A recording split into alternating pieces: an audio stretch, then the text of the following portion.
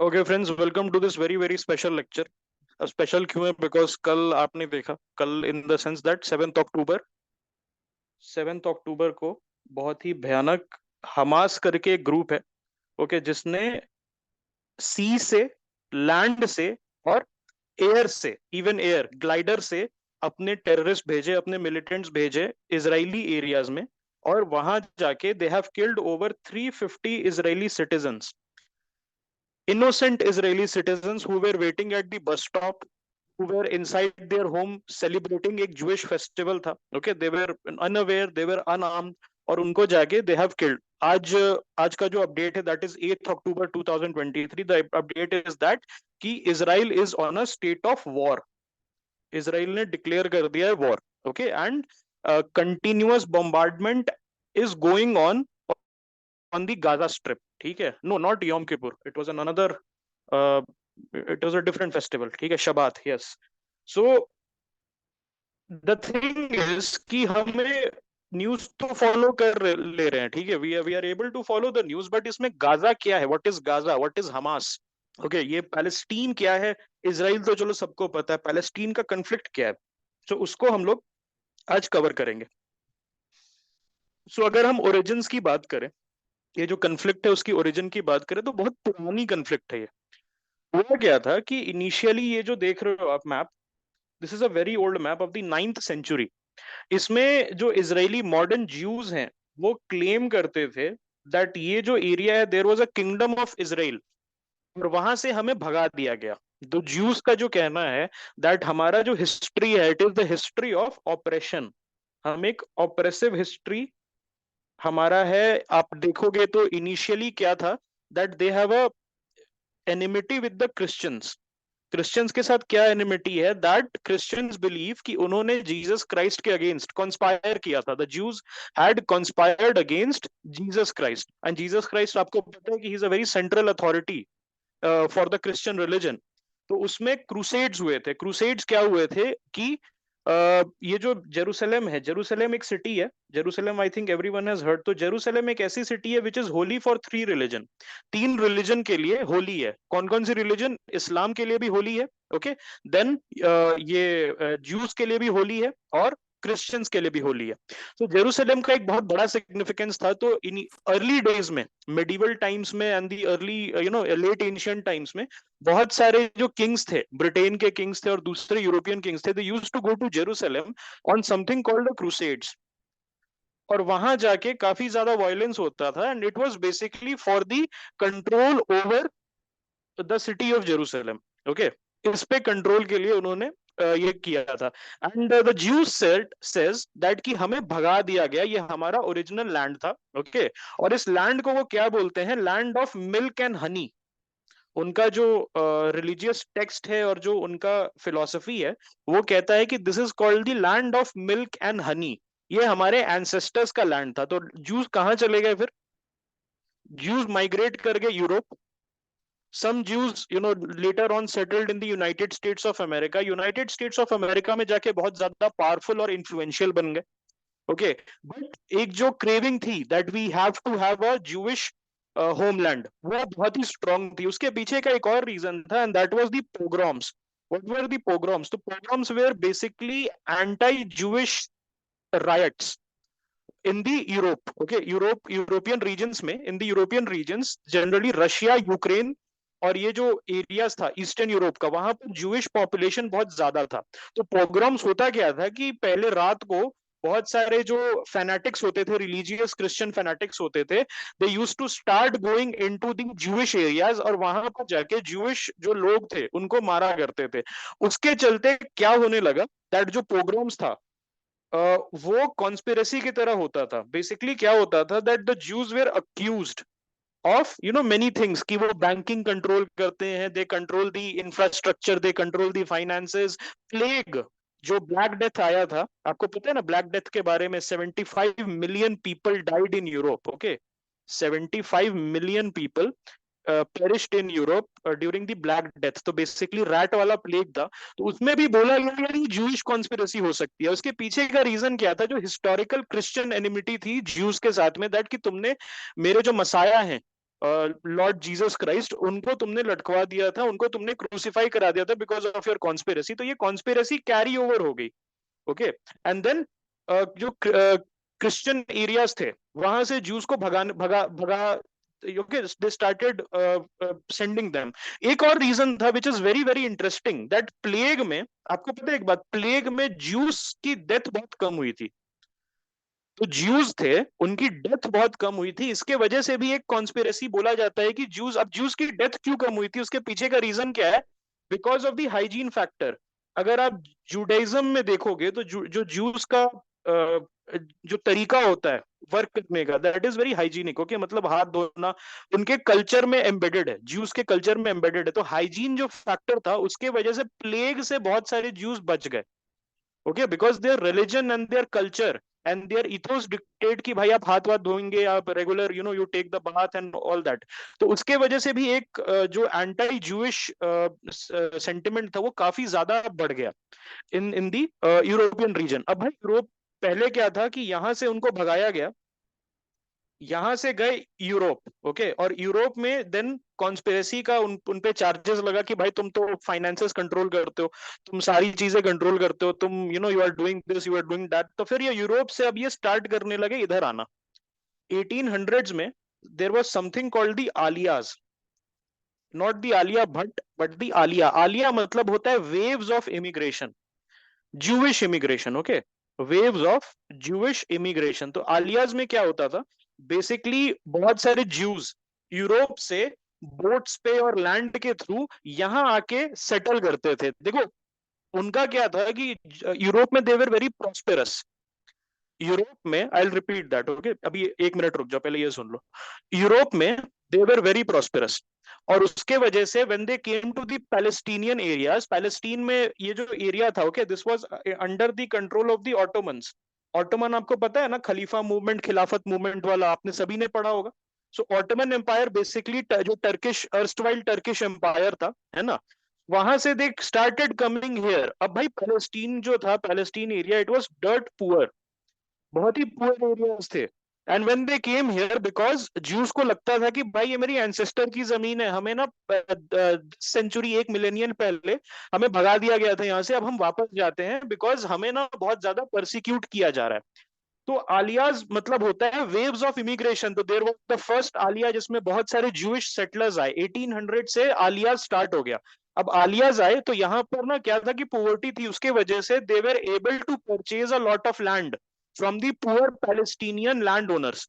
तो पैलेस्टीन उनको कुछ पैसा दे देते थे and the Palestinians were very happy. ठीक है, बिकॉज अब एक ऐसी कम्युनिटी आ रही थी, ज्यूज की कम्युनिटी, विच वेर प्रॉस्पेरस, तो उनके साथ बिजनेस कर सकते थे, उनके साथ उनके साथ लग के जो प्रॉस्पेरिटी थी वो शेयर कर सकते थे। लैंड की प्राइसेस जो थी वो बहुत कम थी, तो उसके वजह से सेटलमेंट बढ़ने लगी।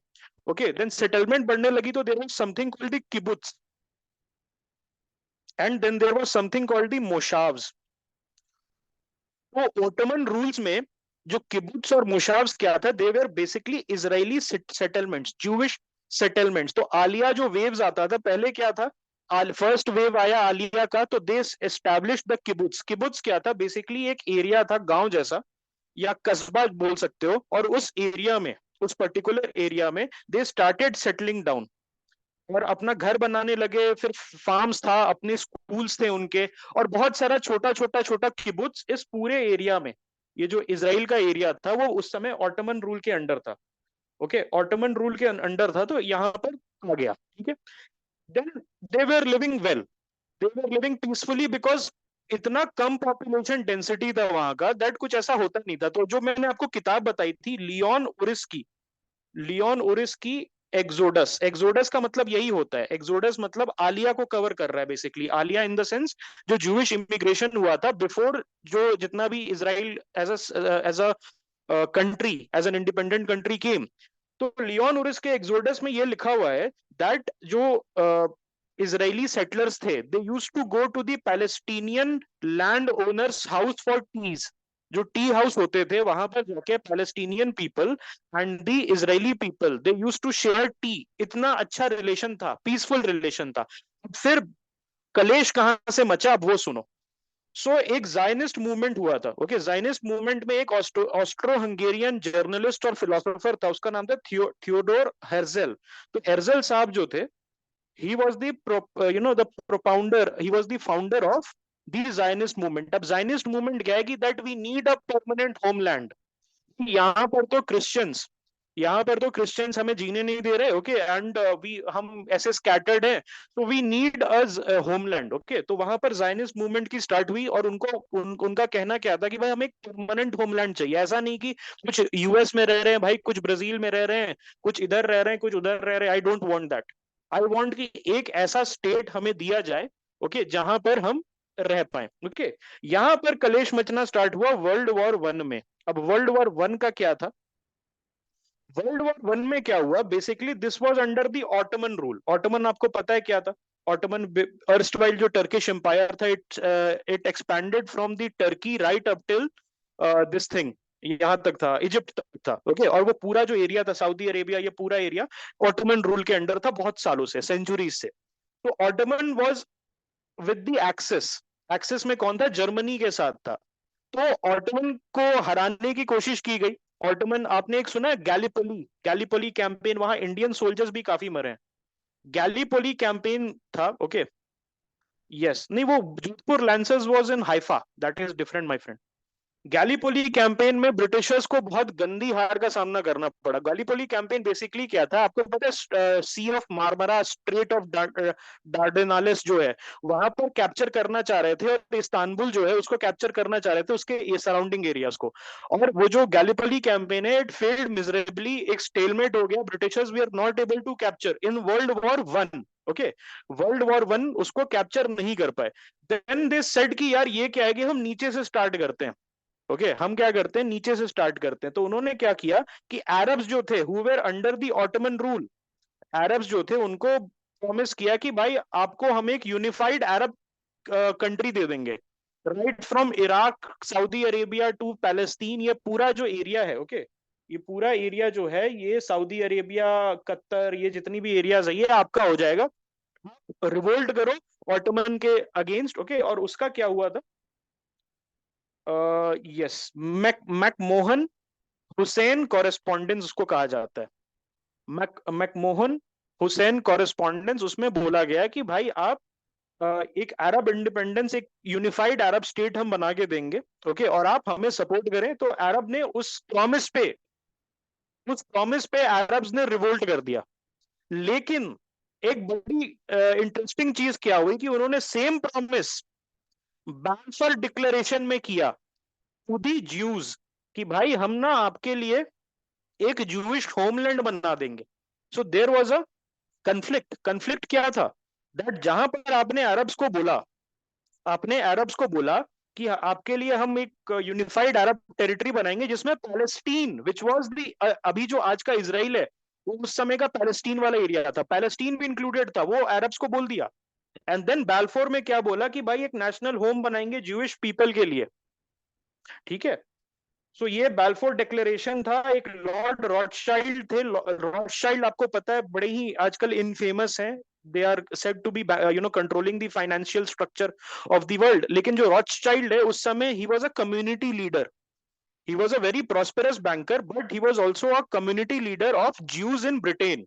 अब ब्रिटेन के जो ज्यूज हैं, उनको मनाना इंपॉर्टेंट था। पता है क्यों? बिकॉज यूनाइटेड स्टेट्स के ज्यूज उस समय बहुत प्रॉस्पेरस हुआ करते थे, एंड द यूनाइटेड स्टेट्स, जो ज्यूज थे यूनाइटेड स्टेट्स के, they were controlling the banking structure. And Britain, my dear friends, Britain was in need, higher need of cash, because 1917 में the war was hanging in balance. पता नहीं था Germany जीतेगी कि Britain जीतेगी।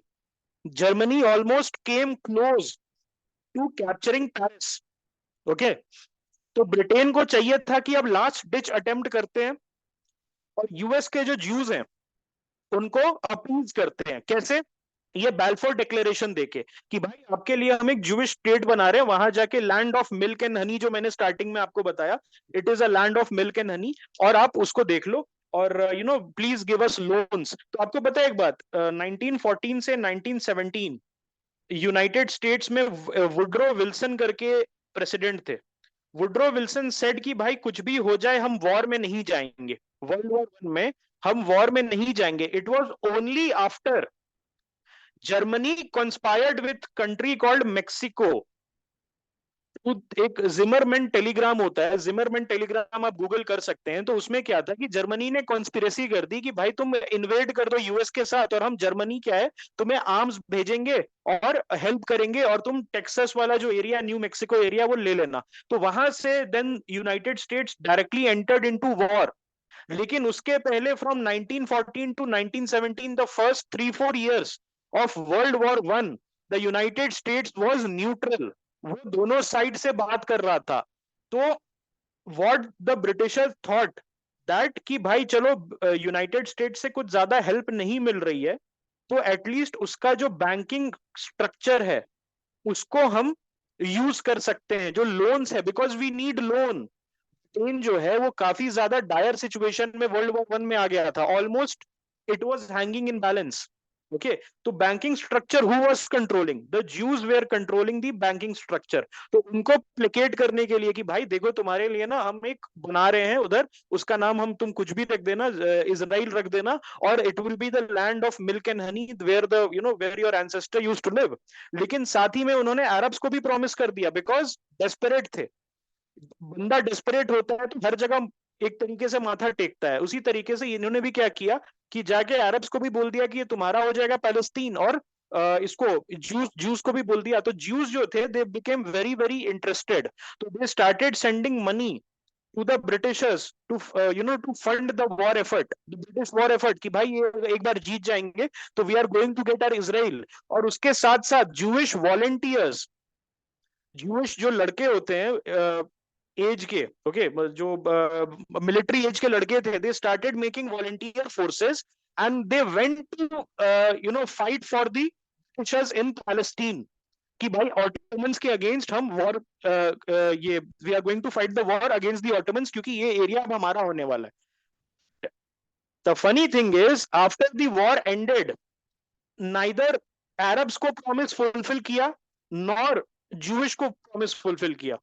ये जो पैलेस्तीन था उसको क्या किया, अपने में बांट लिया फ्रांस और ब्रिटेन ने, under the Sykes Picot agreement. Okay, एक साइक्स पीको अग्रीमेंट था. बड़ा इंटरेस्टिंग चीज बताता हूं, ध्यान से सुनना.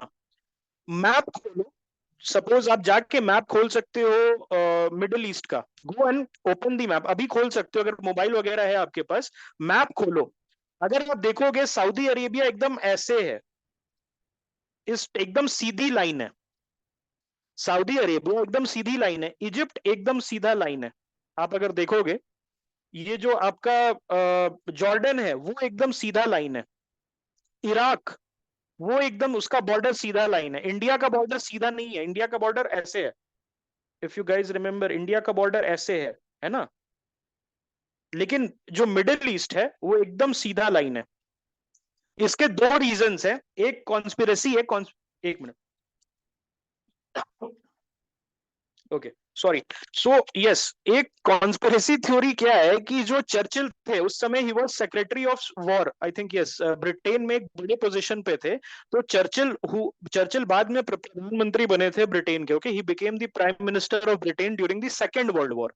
लेकिन फर्स्ट वर्ल्ड वॉर में इट इज सेड कि Churchill was the negotiator in the Sykes Picot agreement between France and Britain, की कैसे जो ऑटोमन एरियाज है उसको बांटा जाए.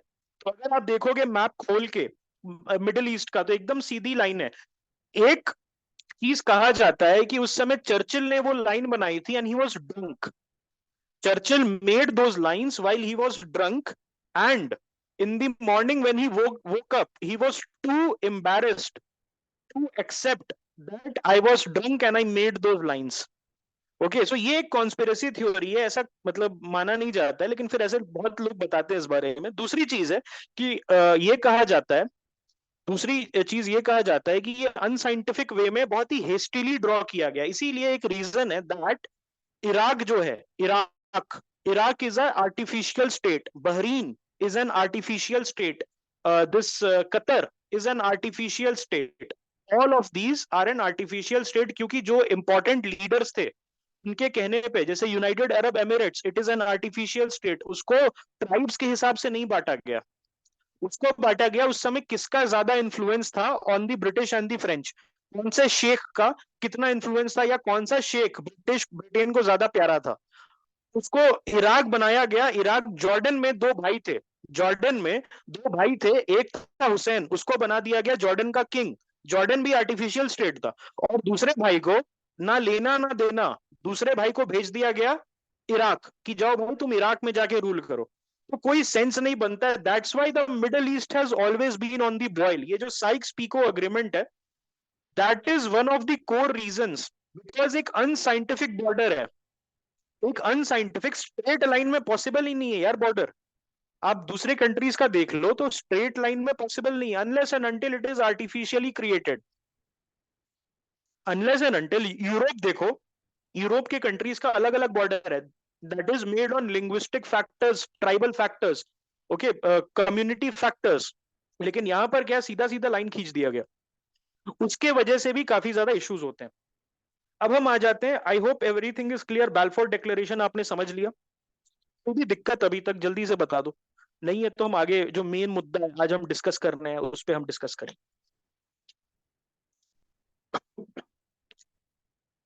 ठीक है, all right, no that is not the reason, वो अनसाइंटिफिक है, because the area is divided on an unscientific basis. Yes, अब हम आ जाते हैं यहाँ पर टुवर्ड्स इंडिपेंडेंस एंड वॉर। तो काफी ज्यादा जूइश लॉबिंग हुई, बीच में क्या हुआ था, वर्ल्ड वॉर 2। अब वर्ल्ड वॉर 2 में lots and lots of juice where killed by Hitler, 6 million से ज्यादा जूस मारे गए। तो एक अर्जेंसी, ओके, एक अर्जेंसी आई कि ब्रिटिश, हम एक जूइश होमलैंड बनाएंगे। उससे पहले पता है आपको हिटलर ने क्या प्रपोज किया था? हिटलर ने दो चीज प्रपोज की थी कि आप मेडागास्कर चले जाओ या आप जिम्बाब्वे चले जाओ। और आपको पता है जिम्बाब्वे में आज भी एक बड़ा Jewish population, white Jewish, Caucasian Jewish population रहता है जिम्बाब्वे में, because it in the initial stages ये हिटलर का प्लान था कि रोडेशिया उस समय बोलते थे जिम्बाब्वे को, वहां पर जाके जो जितने भी जर्मनी के जूस हैं या यूरोप के जूस हैं उनको ट्रांसफर कर देगा। तो फाइनल सोल्यूशन जो था हिटलर का, फाइनल सोल्यूशन का मतलब that was not Hitler's plan. Final solution basically Himmler करके बंदा था, हिमलर को बोला कि I want a final solution. Himmler was a psychopath, और हिमलर ने क्या किया, फाइनल सॉल्यूशन को इंटरप्रेट कर दिया literal final solution. And Hitler said I hate the Jews, I hate the Jews to their guts, और मैं एकदम उनको चाहता हूं कि इनको कुछ करके खत्म करो, खत्म इन the sense, but he had in mind कि चलो इनको मैं इनिशियली कि आप बाहर चले जाओ, I offer you Zimbabwe, I offer you ये मेडागास्कर। ओके, ऐसा कहा जाता है, this is not very 100% a real truth कि ये सही में हुआ था कि नहीं, बट ऐसा कहा जाता है कि he was in favour of sending them to Zimbabwe and Madagascar. Okay, why Madagascar? It's a very interesting question. I think maybe population density ज्यादा नहीं थी, ओके, एक अनडिस्कवर्ड एरिया टाइप का था, अगर आप ऐसे देखो तो हो सकता है। लेकिन आज भी जिम्बाब्वे में एक हेल्दी जूइश पॉपुलेशन रहता है, आज भी जिम्बाब्वे में एक हेल्दी जूइश पॉपुलेशन एग्जिस्ट। ठीक है, तो अब क्या हुआ कि वर्ल्ड वॉर 2 में एक अर्जेंसी आ गई कि भाई अब तो हमें चाहिए, हमारे 60 लाख 70 लाख लोग को मार दिया गया, ओके, विदाउट एनी रीजन। ऐसा भी नहीं कि कॉम्बैटेंट थे, बच्चे को मारा गया, 2-2 साल 3-3 साल के बच्चे को गैस कर दिया गया, women, children, elderly, the disabled were gassed. तो बोला कि यार ये हेट्रेड तो बड़ा ज्यादा है, this hatred is very high. Yes Vaibhav, okay, you want to speak something? Yes, से।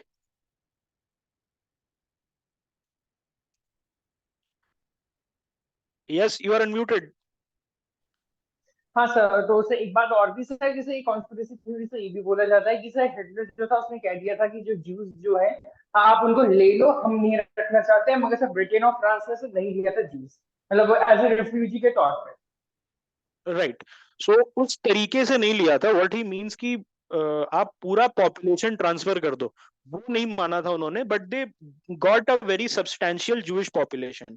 And Jewish population was always very well educated, very highly literate, और वो बिजनेस में थे, जैसे कि गोल्ड स्मिथ या टीचिंग के बिजनेस में हो गया, या प्रोफेसर्स थे, डॉक्टर्स थे। Why doctors and professors and all these things? Because उनको ट्रेडिशनल जॉब्स जो होते थे उसमें क्रिश्चियंस एम्प्लॉय नहीं करते थे। That's why they turn towards banking, they turn towards academia, and they turn towards all of these things. ठीक है, अब यहां पर आ जाओ। सो 1948 में एक बंदा था, उसका नाम था David Ben Gurion. David Ben Gurion was the first prime minister, and he said कि ब्रिटेन बहुत सारी ज्यादा लॉबिंग हुई, यूनाइटेड नेशंस जो था, यूनाइटेड नेशन में वोटिंग हुआ, ओके, एंड यूनाइटेड नेशंस में they were able to scrap through, okay, 33 countries voted in their favour, and lot of countries also abstained. अब इंडिया का क्या पोजीशन है? इंडिया एट दैट टाइम, उस समय एक सब्सटैंशियल मुस्लिम पॉपुलेशन था India का, that's why India voted against in the United nation voting 1948 में। उस समय इंडिया वोटेड अगेंस्ट, और India did not had relations with Israel up till 1992, okay. 1992 में हमारा पहला डिप्लोमेटिक रिलेशन बना था इजराइल के साथ। तो चलो लेट अस कम बैक। 1948 में दे गॉट, यूनाइटेड नेशंस में वोट हुआ, उसमें वोटिंग क्या हुई, दैट जो एरिया है, okay, where is the map, let me show you the map, okay.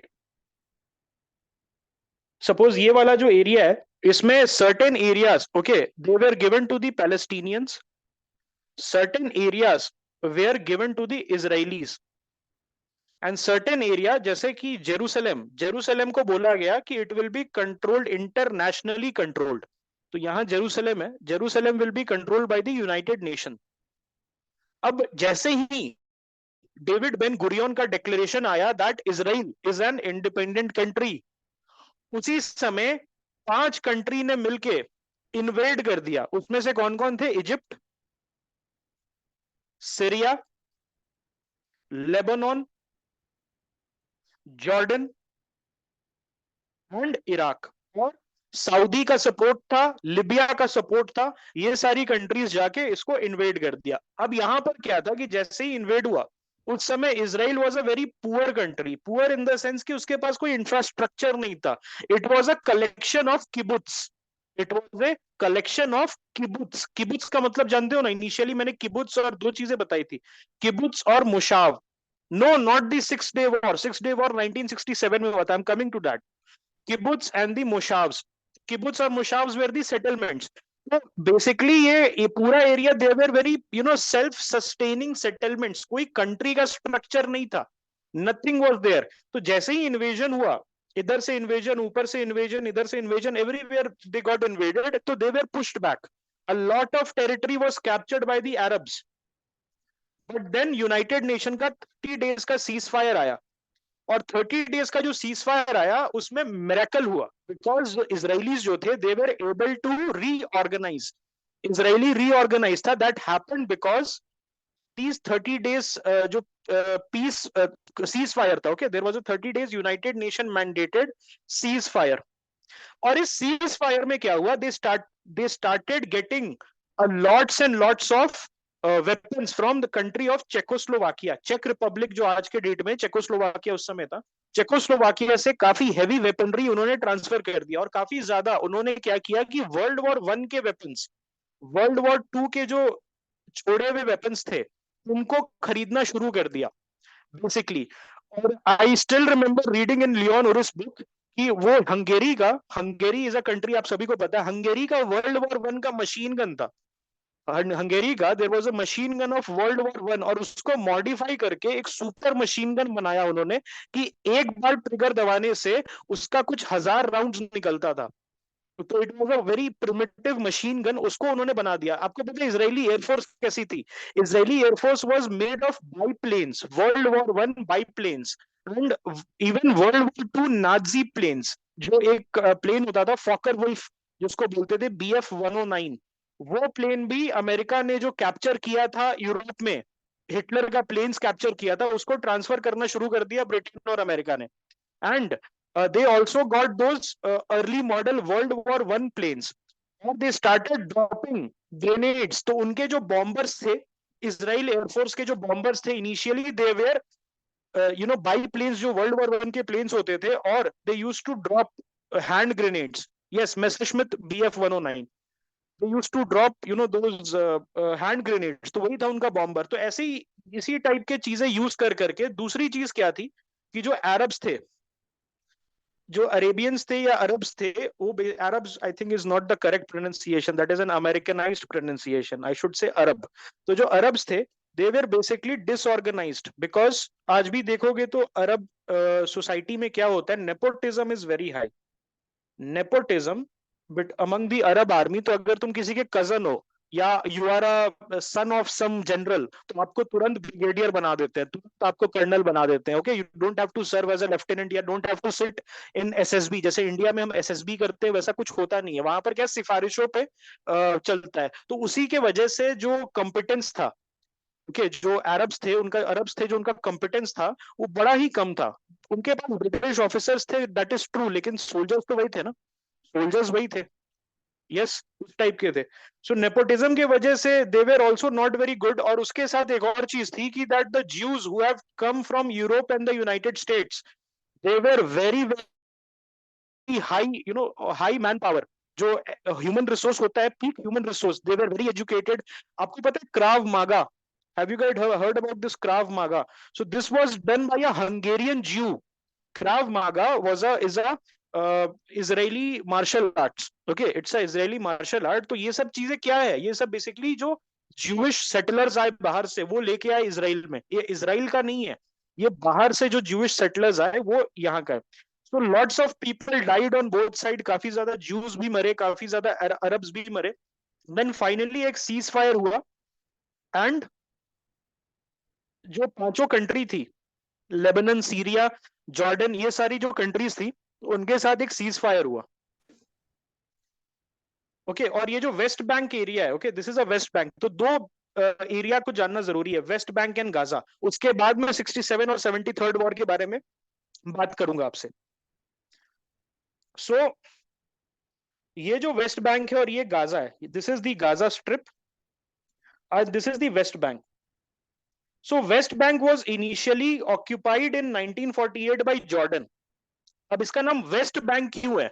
Because ये जो रिवर है जॉर्डन रिवर, यहां आप रिवर देख रहे हो, this is the Jordan river. Jordan river के वेस्ट बैंक में, जॉर्डन रिवर के वेस्ट बैंक में है, इसीलिए इसका नाम ये बना दिया गाजा, सॉरी वेस्ट बैंक.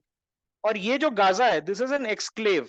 ये भी पैलेस्टीन का पार्ट है, लेकिन ये आप देख सकते हो कि इसराइल और इसके बीच में इसराइल आता है. West Bank is the Palestinian part and Gaza is the Palestinian part, लेकिन दोनों सेपरेटेड है इसराइल से. कुछ याद आ रहा है? मैंने कहीं और बताया था, एक और अरेंजमेंट है वर्ल्ड में, ऐसा कहां और पाया जाता है? Can you tell me one more example? अभी बहुत रिसेंटली वहां पर वॉर हुआ है. नहीं नहीं, हाँ ठीक है, रशिया, यू आर करेक्ट. कालिनिनग्राड को, कालिनिनग्राड है एग्जांपल.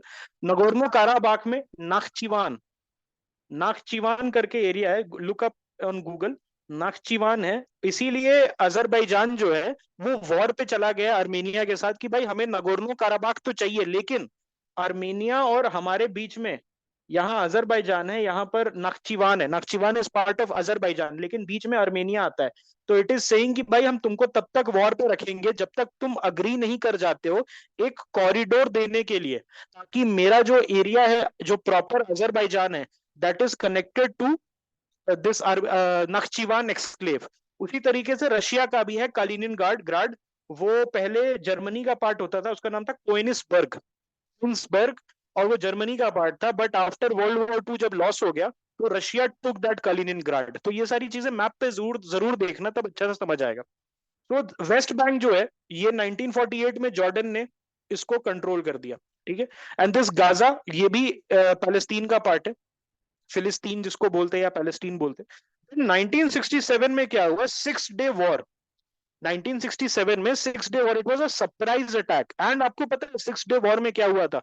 6 डे वॉर में ऐसी ऐसी चीज हुई दैट इसराइल का जो विद इन 6 डेज इसराइल का जो एरिया है वो मोर देन डबल हो गया, 2.5 टाइम्स हो गया. इसराइल का जो पार्ट है वो ऑलमोस्ट 2.5 हो गया, बिकॉज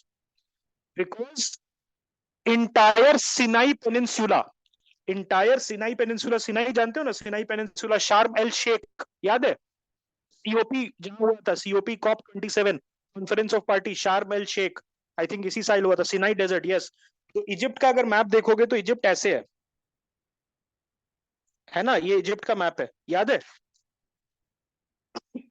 सॉरी, इजिप्ट का मैप है, ऐसे है, यहां से आपका वो जाता है, क्या नाम है उसका, सुएज कैनाल। तो Israel captured the entire thing,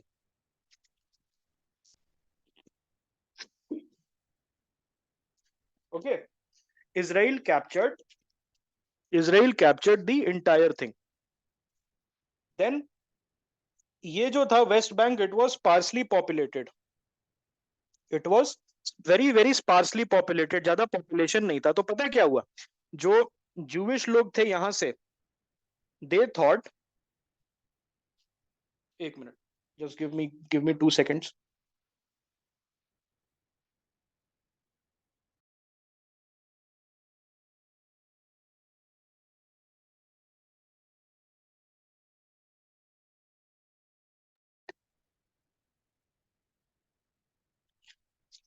yes, I hope everyone can hear me. तो जूइश लोग थे इन बेसिकली 1967 वॉर के बाद, ये एरिया और पूरा सिनाई का एरिया, मैंने आपको बताया कि 2.5 टाइम्स बढ़ गया। इसराइल जो है, मान लो कि सपोज इट इज इतना सा एरिया में था पहले, ये इतना वाला इतना बड़ा एरिया में था, and it became double the size, almost triple it size, because Sinai का पूरा एरिया, सिनाई पेनिनसुला जो है, इजिप्ट का जो मैप है, ये वाला पूरा एरिया उसने कैप्चर कर लिया।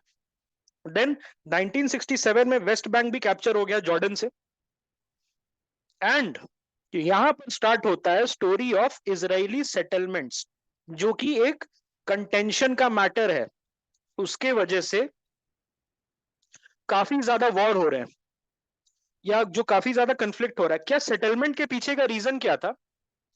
बेसिकली 1967 में जब ये वेस्ट बैंक कैप्चर हुआ, तो West Bank was a very very sparsely populated area, मतलब कोई रहता नहीं था वहां पर। तो इजरायली सेटलर्स, जो ऑर्थोडॉक्स इजरायलीज थे, दे सेड वेस्ट बैंक में तो अपना जेरूसलम भी आता है, अपना जो बहुत ज्यादा वेस्ट बैंक में ना हिस्टोरिकल जूविश सिटीज है, मतलब जैसे हिस्टोरिकली जैसे हमारा नहीं है पेशावर, जैसे पाकिस्तान में पड़ता है लाहौर, लव लव का लव, जो भगवान राम के बेटे लव, उनका शहर है। उसी तरीके से अगर आप देखो तो हिंगलाज माता, दैट इज इन यहाँ पर Balochistan. Then Dhakeshwari temple, all of these are very important for Hindus. तो उसी तरीके से, लेकिन रहते कहाँ पर है, पाकिस्तान में। उसी तरीके से वेस्ट बैंक में बहुत ज्यादा हिस्टोरिकल जूइश साइट्स हैं, a lot of historical Jewish sites are there. तो Israeli settlers in 1967, after the Six-Day War, they said कि this is a direct message from God, कि भाई जाइए और कैप्चर करिए। तो without the permission of the Israeli government, they went inside and started settling. उसके बाद क्या हुआ, द इजरायली गवर्नमेंट सेड, हाँ ये तो यार, हमने चलो परमिशन तो नहीं दिया, लेकिन आइडिया अच्छा है। पहले परमिशन नहीं मिला था, और अल्ट्रा ऑर्थोडॉक्स ज्यूज जो थे, जो बहुत ही कट्टर ज्यूज जिसको जिनको बोलते हैं, स्टार्टेड सेटलिंग, ये कह के कि भाई this is the message from God that I have to reclaim the historical Jewish lands. But then the Israeli government also said कि यार ये तो अच्छा आइडिया है, let us fund the settlements. तो सेटलमेंट्स में सब्सिडी देने लगी इजराइल की सरकार, वहां जाके रहोगे, अगर अपना फैमिली ट्रांसपोर्ट करोगे तो they started giving you homes, they started building homes. और उसके वजह से जो पैलेस्टीनियंस यहाँ रह रहे थे, उनके साथ जो फाइटिंग है वो बहुत ज्यादा इंटेंसिफाई होगी, ओके। तो this is the West Bank, okay. West Bank क्या है, एक लैंडलॉक रीजन है, bordered by Jordan, the Dead Sea to the east and Israel to the south, west and north. तो ये क्या है, एक लैंडलॉक रीजन है। हो सकता है यूपीएससी के प्रीलिम्स में मैपिंग करके जाना, ओके। बिकॉज एक चीज मैं बताता हूँ, हमने क्लास में जब हम प्रीलिम्स की क्लास कर रहे थे, तो यूक्रेन का मैप हमने बड़ी ही जोर शोर से किया था कि भाई यूक्रेन में वॉर चल रहा है, यूक्रेन की मैपिंग करेंगे। यूपीएससी ने ऐसा क्वेश्चन पूछा that you could not have prepared for it. इतना मतलब उस तरीके से था कि बताओ कंट्रीज कौन कौन से हैं, उतने डिटेल में आपने पढ़ाई नहीं की थी। तो अब यूपीएससी ने अपना लेवल अप कर दिया है, तो मैपिंग में भी आप क्या करेंगे, you are going to go into detail of the map. आपको बेसिकली वर्ल्ड मैप रटा होना चाहिए कि एक क्वेश्चन जो आता है कंपल्सरीली जो मैप से आता है, या 2022 में तो और भी ज्यादा क्वेश्चन थे, 3-4 क्वेश्चन थे, तो जो भी 1 से 4 क्वेश्चन आते हैं उसको हम बिना किसी प्रॉब्लम के कर लें। ओके, तो 1967 वॉर से वेस्ट बैंक कंट्रोल में। Then Oslo two accord, okay, it was signed in 1995। What was the Oslo Oslo second accord क्या है वो मैं बताता हूँ आपको। West Bank includes East Jerusalem. All right, East Jerusalem is not directly controlled by Israel. Israel control करता है waste Jerusalem. और अभी आपको पता है कि ट्रंप ने, जब Trump was the president, he said कि जो हमारा एम्बेसी है वो तेल अवीव से चला जाएगा Jerusalem. Why it was so controversial? Tel Aviv is a city in proper Israel, और जो जेरूसलम है it is a city in the contentious region. यहाँ पर जो वेस्ट बैंक है ये कंटेंचुअस रीजन है, क्योंकि यूनाइटेड नेशंस का जो चार्टर था, यूनाइटेड नेशंस का जो अग्रीमेंट था, उसके हिसाब से this should have gone to the Palestinians, and this thing should have gone to the Palestinians. एंड ये जो है एरिया, इसमें से कुछ एरियाज को इंटरनेशनल कंट्रोल में रखना था, लेकिन आज के डेट में यूनाइटेड नेशंस का जो 1949 का अग्रीमेंट था उस पर कोई अग्री नहीं करता है। ओके, ठीक है। अब यहां पर देखो, so this was the area which was thought to be given to the Palestinians, okay। लेकिन क्या था कि Israeli started settling, then 1973 में यॉम किपुर वॉर हुआ था। दिस वॉर ऑलमोस्ट लेड, ये जो यॉम किपुर वॉर था, almost led to the erasure of the state of Israel. मतलब almost Israel as a state खत्म होने को आ गया था। It was only after western support मिलना स्टार्ट हुआ and they reorganized that they were able to hold, because it was a surprise. The entire country, just like yesterday the entire country was celebrating Yom Kippur। ओके, Yom Kippur जो था एक basically festival mood में थे। And जो battalions थी, army का camps वगैरह थी, जैसे कल हुआ, कल क्या हुआ, आर्मी कैंप्स में जाके भाई tanks capture, 50-60 Humvee capture, armoured vehicle capture, कैसे पूरी आर्मरी कैप्चर कर ली। Why? Because yesterday was a festival, everybody was in a festive mood, कोई भी लड़ने के मूड में नहीं था। पेट्रोलिंग कम हो गई थी, जो इजरायली आर्मी थी वो छुट्टी पे थी। So that was a perfect time for the Hamas people. एक एग्जैक्टली 50 साल के बाद उन्होंने रिपीट किया। तो Yom Kippur was again a Israeli, basically एक इजरायली एक फेस्टिवल था, जूइश फेस्टिवल था। तो उसपे वही चीज हुई जो कल हुई, उसमें भी पीपल वे डोजिंग ऑफ, मतलब सेलिब्रेटिंग, अपने फैमिली के साथ थे, पेट्रोलिंग एकदम 50% हो गई थी, and they were not aware. उसी समय इजिप्ट वगैरह ने मिलके अटैक कर दिया, इजिप्ट, सीरिया एंड ये वाली क्या इसको बोलते हो आप, Jordan. Okay, it attacked with the support of other Arab countries. तो वहां पर बच गए। Then it dawned upon the Israelis कि यार ऐसे नहीं करना है, अब हमें थोड़ा सा डिप्लोमेसी का सहारा लेना है। Okay, Yom Kippur was a turning point कि वहां पर उनको समझ आया कि भाई अभी थोड़ा डिप्लोमेसी का सहारा लेते हैं। सो दे सेड कि 1979 में उन्होंने कैंप डेविड में गए। कैंप डेविड में 3 लोग आए थे। कौन कौन थे आए थे? एक थे Anwar Sadat. Anwar Sadat was the prime minister of Egypt. Then ये आपके इधर से, then there was Jimmy Carter. Okay, then there was Jimmy Carter. Okay, and what was the name of the Israeli prime minister? Can you tell me what was the name of Israeli? He got the prize. Okay, he got the Nobel Prize. What was his name? uh, Camp David Accord बोलते हैं। I think yes, Menachem Begin, नहीं मोशे दयान नहीं, Menachem Begin। Okay, Menachem Begin नाम था। I was confusing him with different prime minister, गोल्डा mayor से मैं confuse कर रहा था। तो Menachem Begin, ओके, मेंचम बेगिन, ये 3 लोग थे। ओके, दे केम इन 1979 और कैंप डेविड अकॉर्ड्स हुआ। उसमें क्या था कि जो सिनाई पेनिनसुला था, उसको इसराइल बोला कि ठीक है भाई आप वापस ले लो, ये हमारे काम का नहीं है। वैसे भी it was a sparsely populated desert, लेकिन इसराइल का जो एरिया था वो डबल ट्रिपल हो गया था उसके वजह से। उसके बदले में इजिप्ट ने रिकॉग्नाइज किया कि इसराइल का जो एग्जिस्टेंस है, जो state of existence should be there, Israel को हक है जीने का। ओके, तो उसके बाद क्या हुआ after that, in 1982 Anwar Sadat was assassinated। और पता है कैसे असैसिनेट हुए थे? Does anyone know how was Anwar Sadat assassinated? How was Anwar Sadat assassinated? Anwar Sadat was assassinated while reviewing a parade. While reviewing a parade, और परेड में टैंक वो सल्यूट ले रहे थे, यहाँ पर खड़े थे पोडियम पे सल्यूट ले रहे थे, टैंक आई, टैंक ने टैंक घूमा, okay, and he tried to kill him. और उसके बाद जो राइटिस्ट एलिमेंट थे इजिप्शियन के, उन्होंने उनका काम तमाम कर दिया गोलियों से।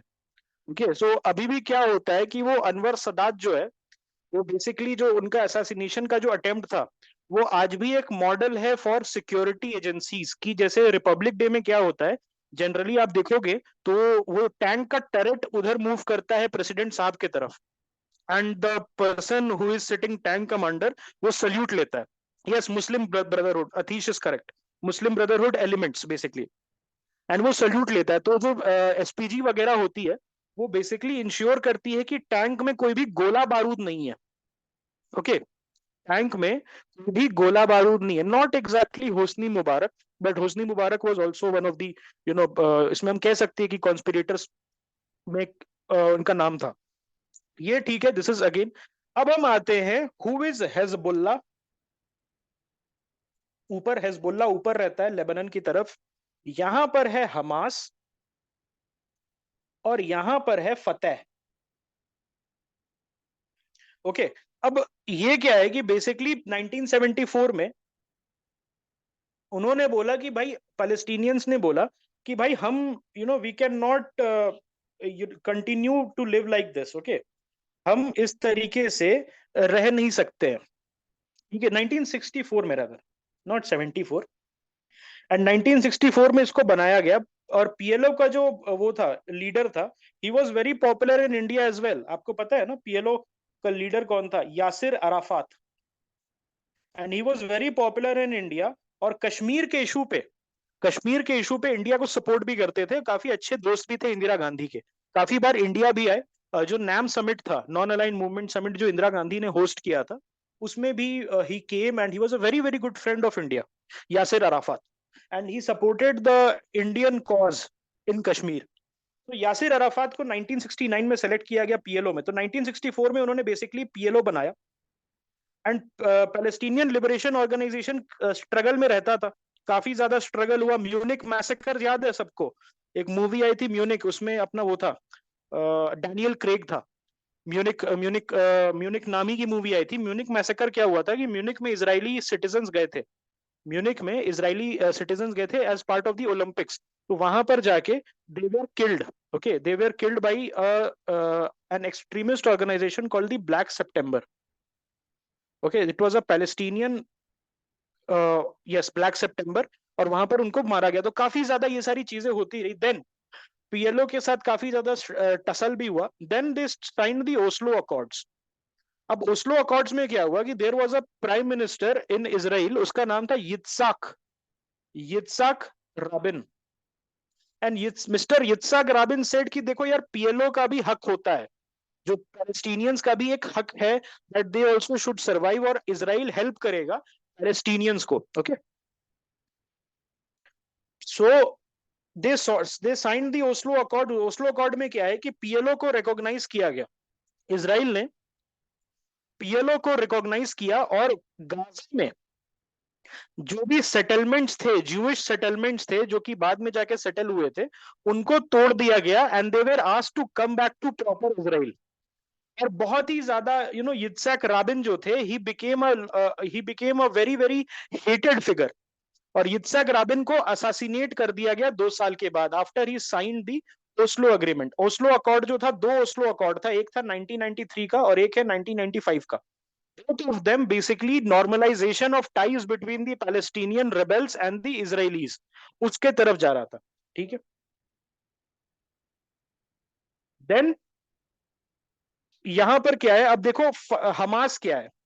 हमास बेसिकली पीएलओ के डिसेंट में निकला है। व्हाट इज हमास, ठीक है, व्हाट इज हमास, वो जो है हमास है, it originated in the descent of PLO की। भाई तुम जाके बहुत ज्यादा इसराइल के साथ तुम you are getting very warm, okay. और हमास जो है वो गाजा में 2006 में इलेक्शंस हुए थे। इट वाज फाउंडेड इन 1987 दो। हमास क्या बोलता है कि नहीं, हमें एक लास्ट स्ट्रगल करना है इसराइल के साथ, और इसराइल के साथ कोई पीस पॉसिबल नहीं है। और it was against the PLO जो ओस्लो अकॉर्ड था, ठीक है। तो basically they started sending rockets. जो अभी आप रॉकेट्स देखते हो वो गाजा से आता है, वेस्ट बैंक से नहीं। West Bank is peaceful. West Bank is a relatively peaceful area, except जो अल अक्सा मॉक्स हो गया या जेरूसलम में थोड़ा बहुत राइट्स होते हैं, that's it. Otherwise waste Bank is a peaceful area, ये वाला एरिया। और ये जो है गाजा स्ट्रिप, यहां पर हमास जो है, it came to power in 2006 elections, and it said कि हम जो है किसी भी तरीके से इसराइल के साथ कोई भी पीस नहीं चाहते हैं। उसके वजह से now they are sending rockets. जो कल आपने देखा attack what happened on Israel, वो हमास ने किया था। पॉपुलेशन ज्यादा नहीं है, आई थिंक 20-25 लाख होगी मुश्किल से, ओके। देन उनके साथ ये लड़ाई भी कर लिया। अब यहां पर कौन रहता है, फतेह रहता है। फतेह क्या है, Fatah is basically a political party, एक प्रॉपर पॉलिटिकल पार्टी है। जैसे अपना बीजेपी कांग्रेस होता है, उसी तरीके से फतेह है। एंड फतेह थोड़ा सा पीसफुल वे में काम करता है। और ऊपर में कौन रहता है, लेबनान में there is a Shia militia called the Hezbollah. और जो हेजबुल्ला है, it is supported by the Iranians. और हिजबुल्ला भी वॉर करता है ऊपर से। लेबनान के साथ भी इसराइल ने 2 वॉर लड़े हैं, 2006 में और 1984 में। लेबनान के साथ भी हिजबुल्ला, बट दैट इज हमारे स्कोप से बाहर है। हिजबुल्ला के बारे में कभी और डिस्कस करेंगे। इट्स अ शिया मिलिशिया, इतना पता रखो, which is a proxy of Iran. Iran funded है। और ये क्या करता है, इसराइल के साथ वॉर करता है, और सुन्नी मिलिशियाज, जितने भी सुन्नी मिलिशियाज है दूसरे एरियाज में, ऑल राइट, वहां पर वो करते हैं, ठीक है। Yes, it is, I think it is made up of Sunnis. Hamas जो है, हमारा पैलेस्टीन का जो पॉपुलेशन है, okay, it is majority I think Sunni only, okay. So that's why, yes, 85% है, okay, I think 85-15 का स्प्लिट है। और बेसिकली सलाफीज हैं, बेसिकली एक तरीके से सलाफीज है। सलाफिज्म बहुत ज्यादा वहां पर प्रेवलेंट है, ठीक है। सो दिस इज दी थिंग। और हमास रॉकेट्स वगैरह छोड़ता है। देन इसका हमास का जो यहाँ पर गाजा में कंट्रोल कर रहा है, हमास जो है जो गाजा में कंट्रोल कर रहा है, उसके साथ एक सिविल वॉर हुआ था फतेह के साथ। उसने फतेह के साथ एक सिविल वॉर लड़ा था, ओके। एंड उसमें बहुत ज्यादा किलिंग्स हुई थी एक दूसरे की, ठीक है। Yes yes Priyansh please. भाई ईरान इतना स्ट्रांगली क्यों रिएक्ट करता है?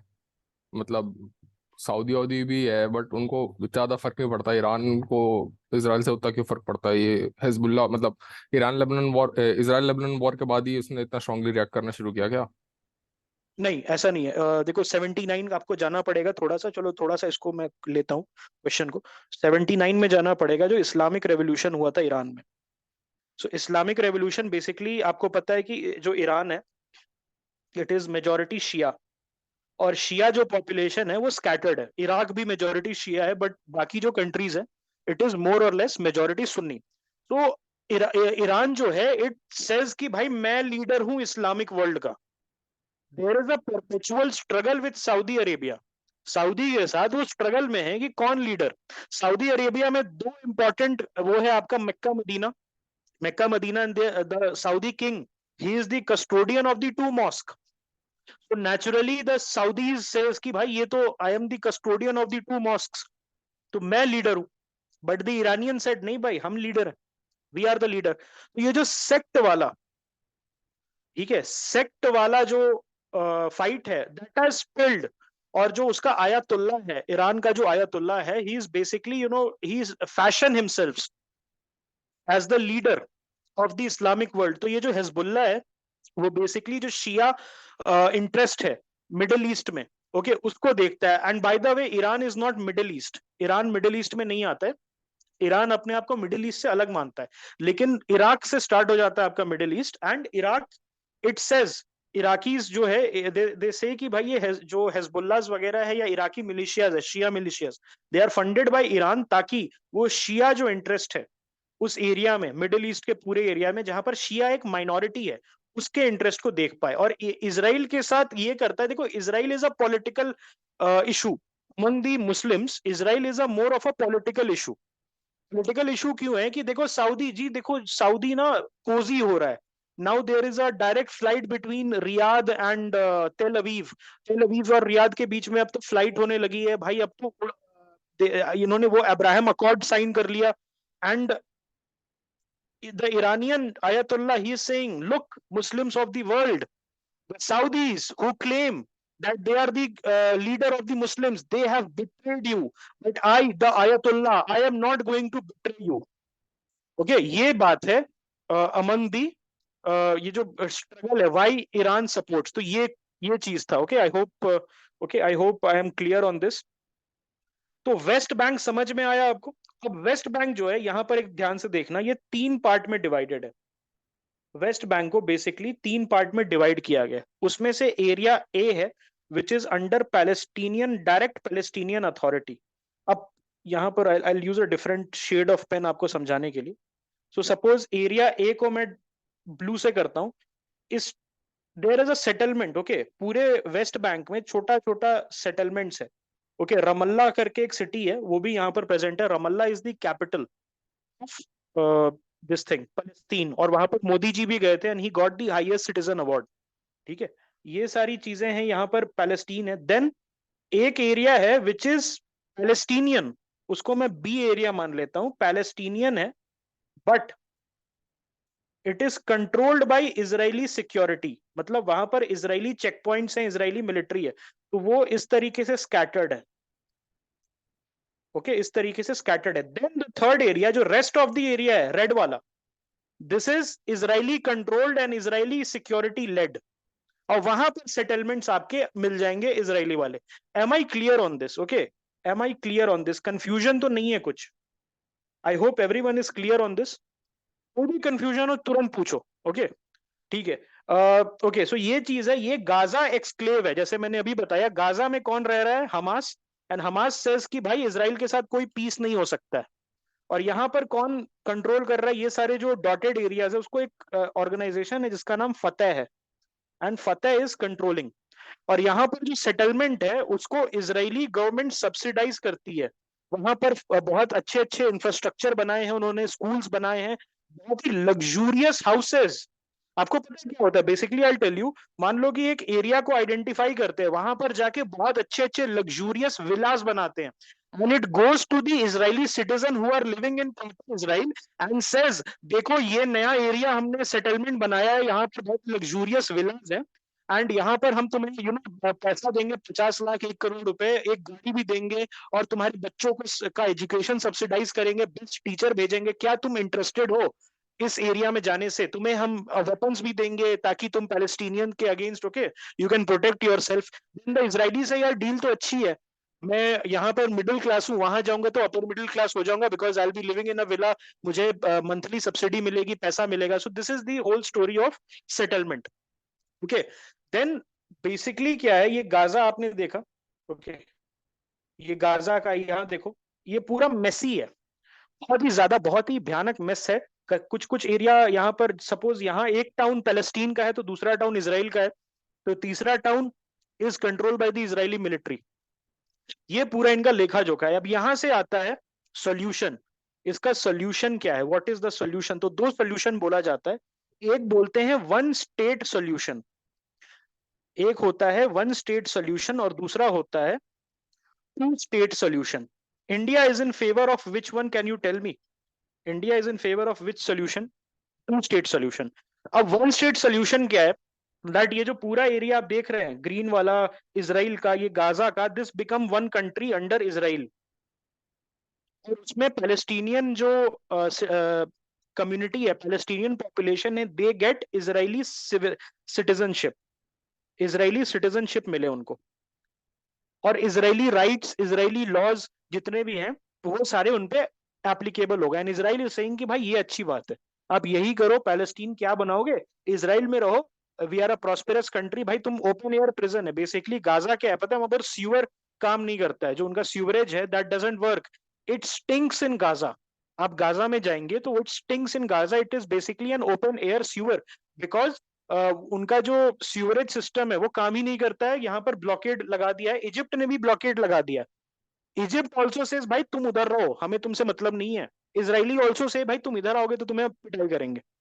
तो बेसिकली एक ब्लॉकेड में है, यहाँ पर लैंड रूट सारे बंद है।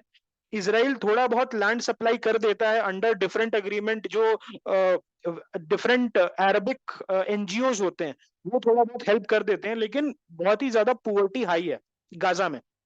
West Bank is a relatively prosperous area, लेकिन वहां पर भी बहुत ज्यादा पोवर्टी है, रिलेटिवली प्रॉस्पेरस है, मतलब गाजा से बेटर है। So one state solution says कि भाई क्या कर रहे हो, इतनी गरीबी में क्या रह रहे हो, इसराइल के साथ रहो, मस्त रहो अपना, we are a startup capital of the world, हमारा पर कैपिटा इनकम इतना अच्छा है, we are a you know shining light, shining beacon in the Middle East. दूसरा चीज क्या है कि two state solution based on the 1948 United Nations mandate, जो 1948 में यूनाइटेड नेशंस वाला एरिया था, जो कि अब बिल्कुल नहीं है क्योंकि इसराइल ने कैप्चर कर लिया बहुत सारे एरिया को। So a good chunk allocated to the Palestinians, इसमें से एक अच्छा चंक पैलेस्टीनियंस को एलोकेट कर दिया गया था। सो द पैलेस्टीनियन सेज कि नहीं भाई, हम चाहते हैं कि हमें अपना इंडिपेंडेंट कंट्री मिले, तुम वेस्ट बैंक खाली करो, वेस्ट बैंक हमारा है, West Bank is hours, Gaza खाली करो, गाजा हमारा है, और जो ऊपर के नॉर्थ ऑफ इसराइल में भी कुछ एरियाज दिया गया था उसको भी तुम खाली करो, and then we are going to, हम इसको बात मानेंगे, हमारे में पीस हो सकता है। India supports the two state solution because India अभी भी एक, जो हम मुस्लिम कंट्री अपने आप को बोलते हैं, because second largest population Muslims का हमारे में रहता है, तो एक मुस्लिम बहुत ही ज्यादा सेंसिटिव मैटर है मुस्लिम्स के लिए, स्पेशली अगर इंडिया में भी एक बहुत ही सेंसिटिव मैटर है दैट ओके हमारे मुस्लिम ब्रदर्स के साथ ऐसा हो रहा है, बहुत ही ज्यादा यू नो अत्याचार हो रहा है, और उन पे बहुत ही जुल्म हो रहा है, ऐसा कहा जाता है। ठीक है, ये चीज है। So this was the Arab Israeli conflict in brief. I hope आपको समझ आया होगा। एक कमेंट आया है कि थोड़ा कंफ्यूजिंग हो गया था, कैन यू टेल मी कहां पर कंफ्यूजिंग हुआ है? Okay, I have opened the questions, आप आराम से क्वेश्चन पूछ सकते हो जितना क्वेश्चन आपको है। Okay, I hope. हाँ, हम भी पैलेस्टीन को एड भेजते हैं बिकॉज मोदी जी ने भी बहुत ज्यादा इंफ्रास्ट्रक्चर प्रोजेक्ट्स वगैरह, हॉस्पिटल्स वगैरह, reason is humanitarian only, right of existence of the Palestinian as a separate entity, because Palestinian जो हैं they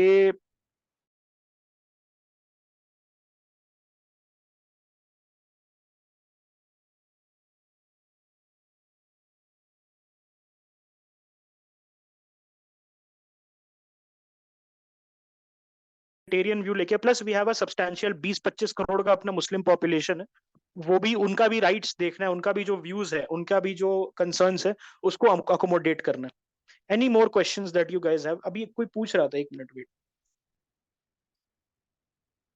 एनी क्वेश्चन, कुछ भी कहीं पर भी डाउट है? Does this affect our, does this affect, क्या है? Okay, does this affect, wait, does this affect our diplomatic relation? No, not at all. The Israelis are very shrewd. the israelis are the Israelis are highly shrewd, बहुत ही ज्यादा shrewd है। ठीक है, वो जानते हैं कि भाई हमारा कंपल्शन है। Okay, yes Dhruv please. Yeah. In the G20 summit, we have decided that we will build a corridor from India to Greece, and that corridor is supposed to pass through Saudi Arabia and Israel. So, what are the ramifications on this deal because of? See, one thing that has happened is that Abraham Accord has been signed. So there will be no opposition from the Muslim world. Muslim world, by Muslim world, I mean the Muslim world minus Qatar.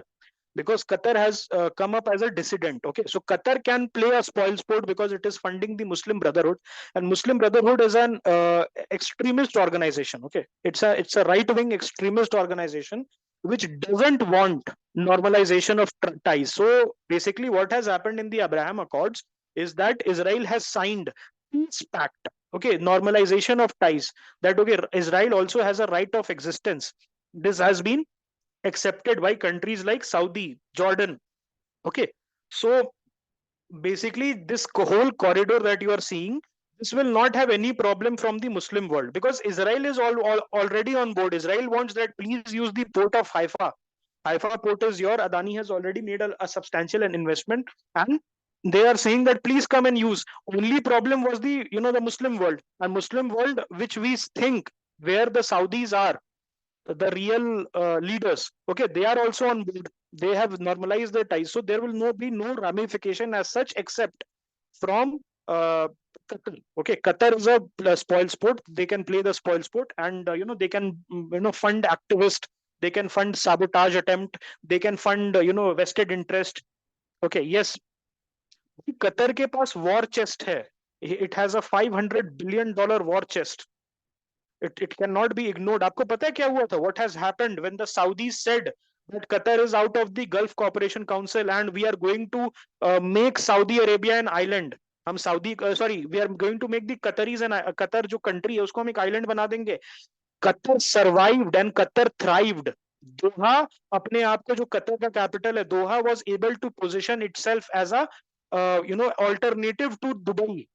So Qatar has a very big war chest. Why? Because natural gas का भंडार है उनके पास. They have a very very big natural gas this reserve, और natural gas का इतना ज्यादा reserve है that they can dictate terms, because when you are resource rich, होता है ना लंगूर के हाथ में अंगूर वाला situation है basically.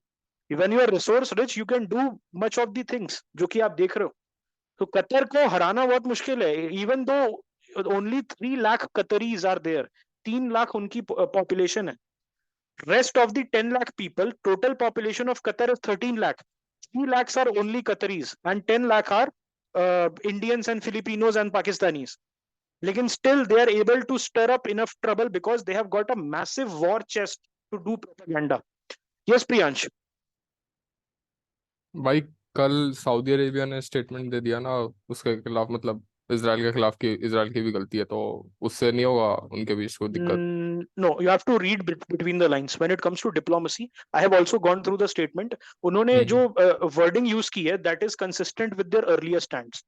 आप डिप्लोमेसी में देखो, एक होता है कि आपको कुछ दिखाना होता है. अब जैसे सपोज एग्जांपल के लिए इंडिया ने क्या बोला, that we stand with Israel. Okay, Israel का जो हुआ है बहुत ज्यादा बेकार हुआ है, and we urge peace from both sides. Diplomacy में what they do and what they say is totally different. ये जो सऊदी अरेबिया का है, they say कि Israeli occupation forces automatically they are not going to say that यार Israel तो मेरा दोस्त बन गया है अब तुम देख लो, ऐसा नहीं बोलेगा. बिकॉज स्टिल उनको एक इमेज बनाना है अमंग द मुस्लिम्स, तो वो एक पूरा क्लीन ब्रेक ऑफ नहीं कर सकते हैं फ्रॉम द पैलेस्टीनियन इशू. लेकिन आप ऑन ग्राउंड अगर चीजें देखोगे तो सऊदी कुछ कर ही नहीं रहा है. पहले क्या होता था, in the earlier stages the Saudis would have started saying deaths to Israel, we are going to send billions of dollars to Hamas, we are going to send billions of dollars to the Palestinian Liberation Organization. आज चुप है, बस एक statement देके चुप हो गया. तो always look into what they are doing rather what they are saying. Okay, acha, please, I'll take Wazik, just wait for 2 minutes. I'll take some questions from here. After 1967 Israel captured West Bank from Jordan, then how does that end up to be Palestine? Okay, good question. It was always mandated. Jordan had captured, Jordan का कोई हक नहीं था West Bank पे, but it had captured in 1948. उनका अपना territorial ambition था, that is different, लेकिन वो हमेशा से मैंडेटेड था फॉर द पैलेस्टीनियंस. 1967 में भाई इजराइल वापस से उसको एक तरीके से कैप्चर कर लेता है, एंड वो खाली है. The entire West Bank is basically a desert, एक तरीके का एक ओपन डेजर्ट है, कुछ है ही नहीं वहां पर. तो Israeli settlers they started moving in, लेकिन जो ओरिजिनल अग्रीमेंट हुआ था यूनाइटेड नेशंस के साथ, वहां पर जो वेस्ट बैंक वाला एरिया है that was allocated to the Palestinians. तो पैलेस्टीनियन क्लेम कर रहे हैं भाई 1949 का लाइन है, 1949 का लाइन है. एक तरीके से ये आप कह सकते हो कि आपने कुछ कैप्चर कर लिया, suppose you capture some territory, लेकिन वो टेरिटरी किसी और का है, तो Palestinian they are claiming that, okay. और पैलेस्टीनियन वहां पहले से रह भी रहे थे कुछ एरियाज में, ऐसा नहीं था कि वो पूरा ही खाली था, मोस्ट ऑफ इट वाज खाली, बट वहां पर पैलेस्टीनियन रह रहे थे। और क्या क्वेश्चन है, अब तो हाँ, won't be against two state. देखो इसराइल को जो सपोर्ट मिला इंडिया से, that is against the killing of the 400 unarmed Israeli citizens, which is based very much similar to the 26/11 that India faced, जो हमारे साथ यहाँ पर छत्रपति टर्मिनस में हुआ था, जो ताज होटल में हुआ था, उसी तरीके से इसराइल का ये 26/11 मूवमेंट है। बट अनलाइक अस, हमने डॉजियर भेजे जिसको उन्होंने as a toilet paper use किया पाकिस्तानियों ने, लेकिन इसराइल जो है इट हैज अ स्पाइन, तो it is using its power, okay. But it is a very much 26/11 movement, ऐसे समझ के चलो आप। Policy legacy, what about normalization deal? भाई नॉर्मलाइजेशन जो डील है that is going to the, अब यहाँ पर एक चीज बताता हूँ आपको, फाइनल क्या होने वाला है। आई डोंट थिंक, अगर हमास चुप नहीं हुआ, अगर हमास यहाँ पर चुप नहीं हुआ, तो I don't think any Palestinian boy, man of 18 to 40 years is going to survive, because the Israelis are hell bent कि भाई तुमने 300 लोग, मेरे 300 लोग को तुमने कैप्चर किया ना, रख लो, I don't care about those 300 people, I am going to come, and I am going to come as your death. Already 400-500 Hamas वाले मर चुके हैं, now they are going to like kill Hamas people, okay. What about Jewish Israel में आने से पहले कहाँ रहते थे? यूरोप में रहते थे, वेस्टर्न यूरोप में रहते थे। I just briefly tell you about them. तो हैसिडिक ज्यूज सुना है आपने किसी ने? हैसिडिक ज्यूज, तो हैसिडिज्म एक स्पिरिचुअल मूवमेंट था। हैसिडिज्म जो है, एसिडिक नहीं, Hasidism, Hasidism was a spiritual movement in Eastern Europe, और वो ज्यूज के हाँ, ज्यूज के बीच में था, हैसिडिक ज्यूज होते थे। सो हैसिडिक ज्यू जो थे वो ईस्टर्न यूरोप में उन्होंने पावर कैप्चर कर लिया। जो ज्यूइश ऑर्गेनाइजेशंस थे ईस्टर्न यूरोप के, ईस्टर्न यूरोप में ज्यादा थे, ज्यूइश पॉपुलेशन बहुत ज्यादा भर के थी, रशिया में, यूक्रेन में, बेलारूस वगैरह एरिया में बहुत ज्यादा ज्यूज थे, जर्मनी में भी थे, बाकी जगह भी थे। And when the United states started getting prosperous, तो काफी ज्यादा ज्यूज यूनाइटेड स्टेट्स में भी जाके उन्होंने काफी अच्छा किया। तो एक हैसिडिज्म करके स्पिरिचुअल मूवमेंट, जैसे अपना सूफी मूवमेंट होता है ना इस्लाम में, उसी तरीके से हैसिडिक मूवमेंट था, लेकिन हैसिडिक वाले जो थे उन्होंने इंस्टीट्यूशन कैप्चर कर लिया। तो जो इसके अगेंस्ट थे हैसिडिक मूवमेंट के, ये स्टार्ट हुआ था यूक्रेन में, हैसिडिक मूवमेंट के अगेंस्ट थे वो, they started going to Israel. Anti Hasidic people were the first to go to Israel, okay. ये वाला पॉइंट आप याद रखना। उसके बाद पोग्राम्स जो मैंने आपको बताया, ज्यूज के अगेंस्ट पोग्राम स्टार्ट हुआ था, बिकॉज एक ट्रेडिशनल राइवलरी है क्रिश्चियंस की विद द ज्यूज। उनका कहना है कि Jews were responsible for many thing, among them was the black death, जिससे 75 मिलियन लोग मरे, and the crucifixion of our messiah and saviour lord Jesus Christ, okay. ये चीज है, इसीलिए वो स्टार्ट दे आफ्टर यूरोप से वो आने लगे इसमें। इसराइल में उनको क्या बोला गया? आलिया। आलिया मतलब इमिग्रेशन। चर्चेज में जो जत्था होता है ना, जो वैष्णो देवी जाता है, क्या बोलते हैं उसको? जत्था जा रहा है। जत्था मतलब कुछ group of people are going to Vaishno Devi.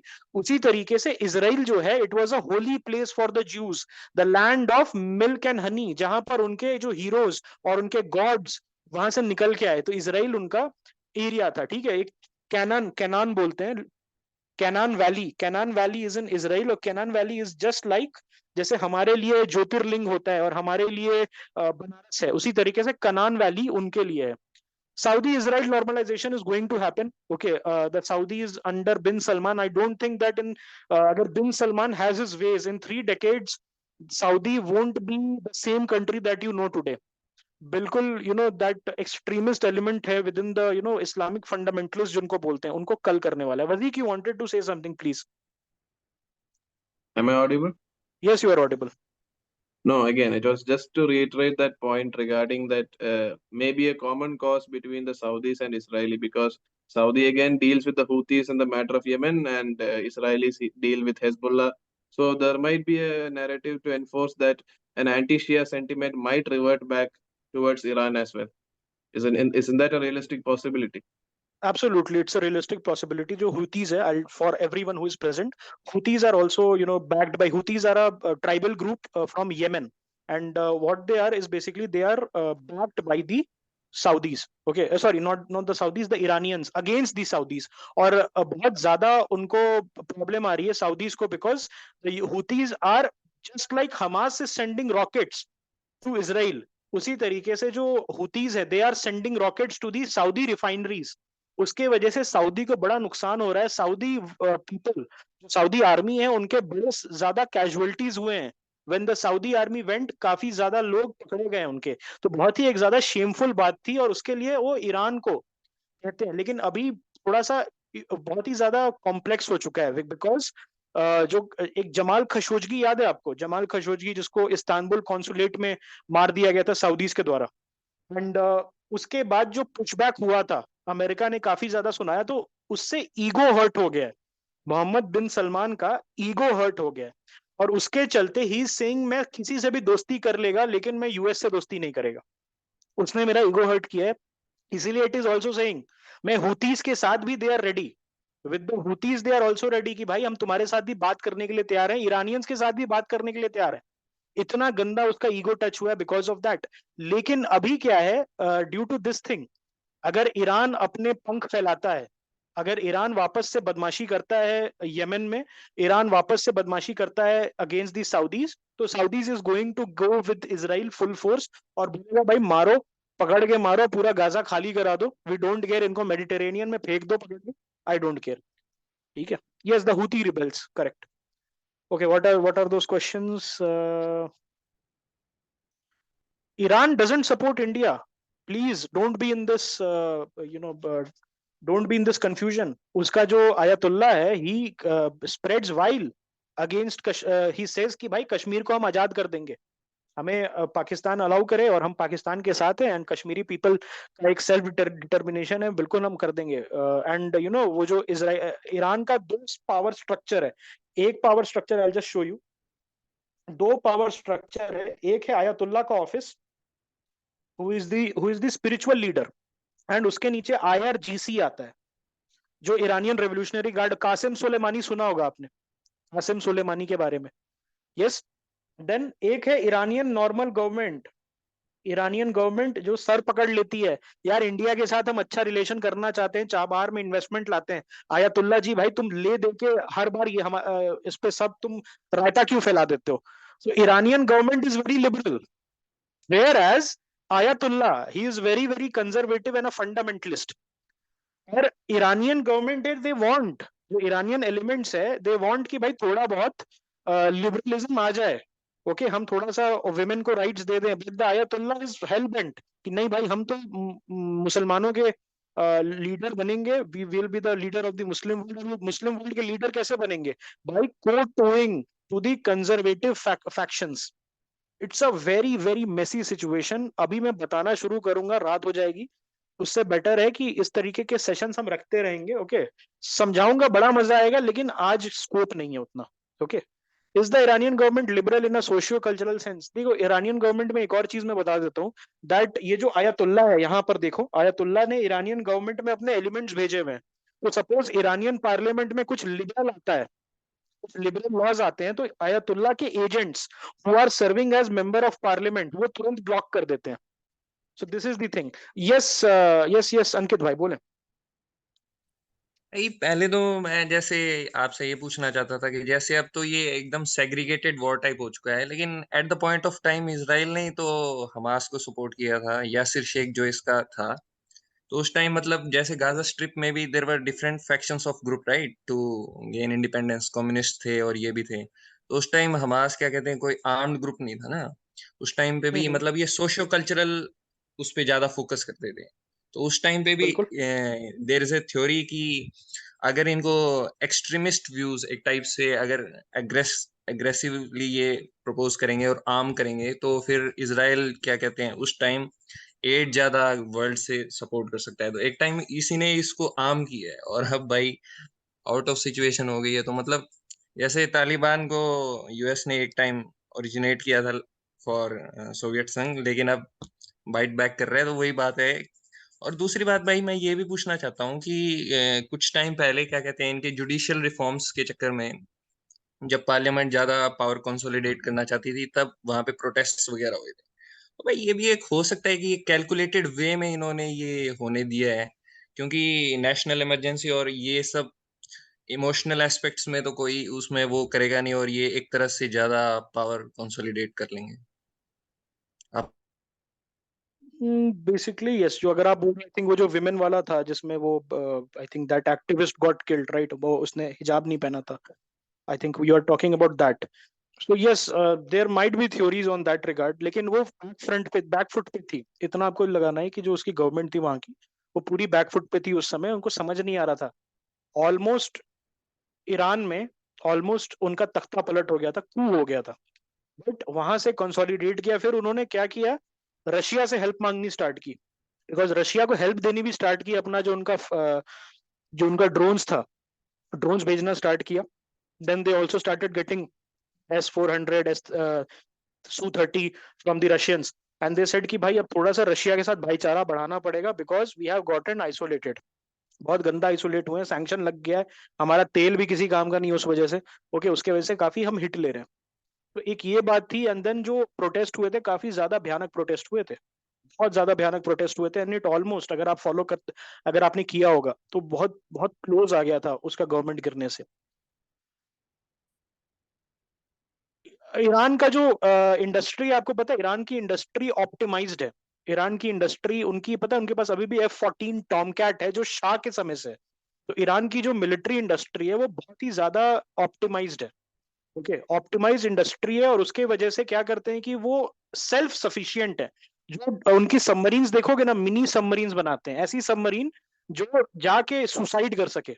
Okay, वो प्रॉपर बड़ी वाली सबमरीन नहीं बनाते जैसे इंडिया बनाता है अरिहंत, वैसा नहीं बनाते, या US बनाता है उस तरीके से नहीं बनाते, छोटी छोटी, बहुत सारी छोटी छोटी सबमरीन बनाएंगे और बहुत ही लो कॉस्ट चीजें बनाएंगे, बिकॉज 40 साल में उन्होंने यही सीखा है, ऑप्टिमाइजेशन।